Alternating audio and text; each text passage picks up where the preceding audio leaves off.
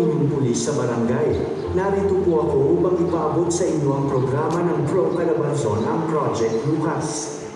Labanan, umaksyon, kausapin buong pamilya natin, abusadong rapist sama-samang pigilin. Ang layunin ng proyektong ito ay upang mabigyan ng kaalaman ang bawat miyembro ng pamilya sa usaping krimen na panggagahasa o rape. Ano ba ang rape o panggagahasa?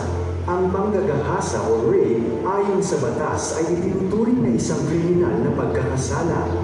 Sa lipunan ng mga Pilipino, ito ay isang kasuklang-suklang na krimen na mapaparusahan ng pagkabilanggo habang buhay. Ito ay tumutukoy sa pagsasamantala ng sexual na ginamitan ng puwersa, pananakot, panlilinlang at kung ang isang tao ay minor de edad o wala sa tamang pag-iisip. Ito rin ay tumutukoy sa pagkilos o pagpasok ng ari ng lalaki sa bibig o butas ng puwit. Ang pagpasok sa ari ng babae o butas ng puwit gamit ang isang daliri o anumang bagay ay itinuturing din rape kahit walang pagtatalik na nangyari. Kahit sino ay maaaring maging biktima, lalaki man o babae. Ano ang mga parusa sa panggagahasa? Walang piyansa ang rape, reclusion temporal hanggang reclusion perpetua o 20 hanggang 40 taon na pagkakabilanggo. Hindi pinahihintulutan ng batas ang pakikipagkasundo o areglo. Nais ko na ibahagi sa inyo ang ilan sa mga personal na karanasan ng mga biktima ng sexual na pang-aabuso o rape. Una, may mga pagkakataon na ang mga ina ng tahanan ang nagtatrabaho.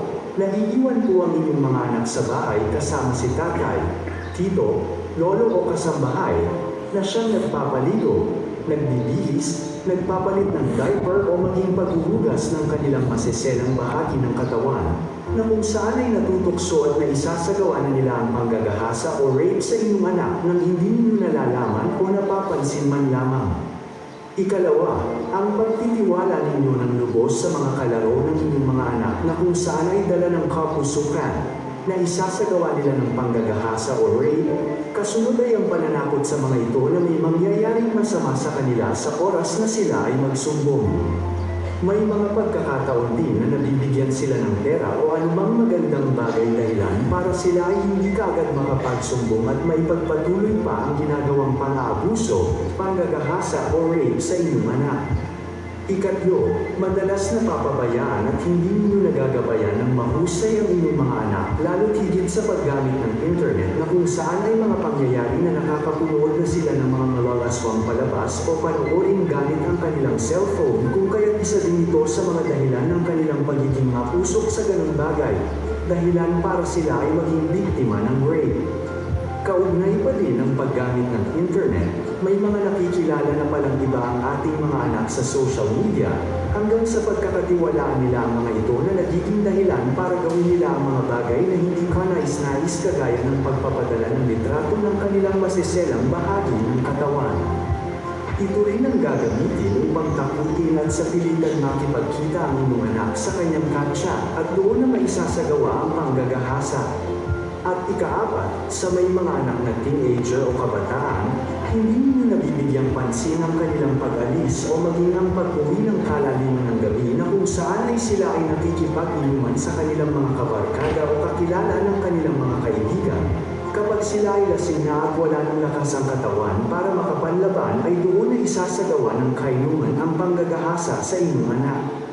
Kaya kami ay narito, ang inyong pulis sa barangay, upang magbigay ng ilang paalala sa mga magulang, maging mapagmatsyag sa mga pwedeng karahasan na nangyayari mismo sa loob inyong tahanan at kung sakaling may mapapansin kayo na kakaibang ikinikilos, galaw o maging sinasalita ang isa sa miyembro ng pamilya lalo higit ng inyong anak, ay mangyari lamang bigyan ninyo ito kaagad ng pansin, kausapin ng masinsinan upang maagapan o masolusyonan kung mayroon man pang-aabuso o problema silang nararanasan.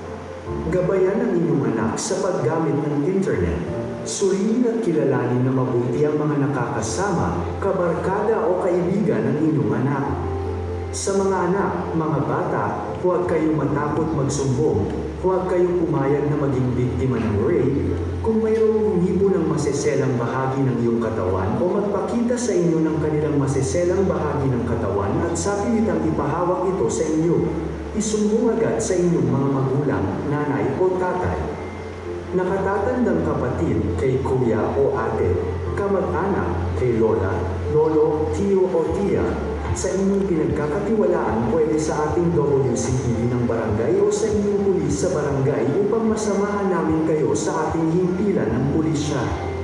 Sa mga kabataan, piliin ng inyong mga kaibigan, huwag magtiwala kaagad lalo na sa mga nakilala lamang sa online o internet, huwag magbigay ng litrato ng hubad na katawan. Huwag i-accept ang mga friend request sa mga taong hindi lubos na kilala. Huwag magbigay ng contact numbers o anumang impormasyon na mapagkikilanlan sa iyo at sa iyong buong pamilya. Intindihin at pag-isipang mabuti kung ano ang mga link na ipinapasa sa iyong online account. Think before you click upang hindi maging biktima ng anumang pang-aabuso at panluloko. At kung sakaling mayroon kayong kaalaman tungkol sa mga ganitong pangyayari ay kaagad kayong makipag-ugnayan o tumawag po sa amin.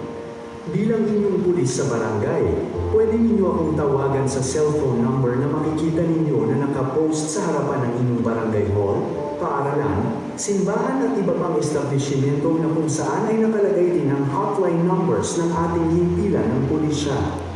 Lumaban, umaksyon, kausapin buong pamilya natin, abusadong rapist sama-sama nating pigilin. Ang laban sa karahasan ay responsibilidad ng bawat isa. Lahat tayo ay may magagawa. Nakikiusap po kami sa inyong lahat na makipagtulungan upang mailigtas at mailayo ang ating mga anak sa kapahamakan. Maraming salamat po. Muli, ako ang inyong pulis sa barangay. Maaari niyo akong tawagan sa numero ito.